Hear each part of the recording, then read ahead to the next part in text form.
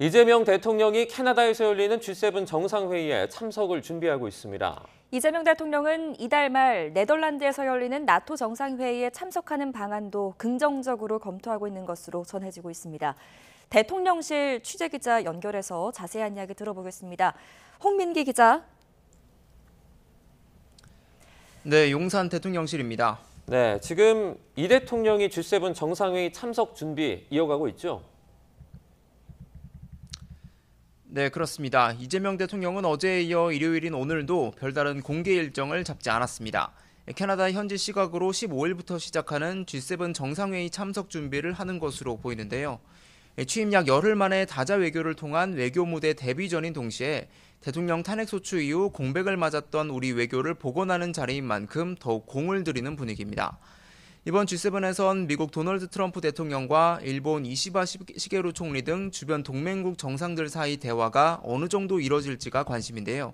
우리 정부도 각 정상들과 약식 회담 등을 추진 중인 것으로 알려졌습니다. 앞서 취임 뒤 첫 통화에서 한미 정상은 시급한 현안인 관세 문제에 대해서 양국이 만족할 만한 합의를 조속히 이루기로 했습니다. 여기에 방위비 분담금 증액이나 주한미군 재배치 등도 민감한 현안으로 꼽히는데요. 또 트럼프 대통령이 대중국 견제에 우리 정부가 얼마나 협력할지를 두고 압박 수위를 높일 가능성도 있어 이재명 정부가 내세우는 실용 외교의 첫 시험대가 될 전망입니다. 네, 이번 달 말에는 나토 정상회의도 열리잖아요. 이재명 대통령이 참석할지 결정됐습니까?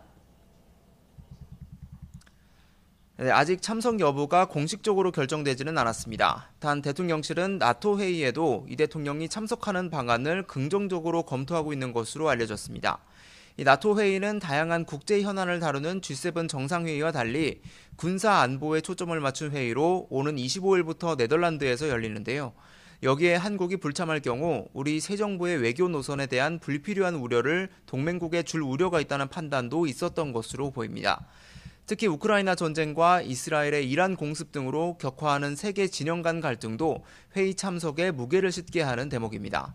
다만 새 정부 출범 이후 내각 구성이 완전히 끝나지 않은 상황에서 G7 정상회의에 이어 장기간 국내를 비우는 게 부담이 될 수 있다는 지적도 있는 만큼 이 대통령은 조만간 신중히 참석 여부를 결정할 것으로 보입니다.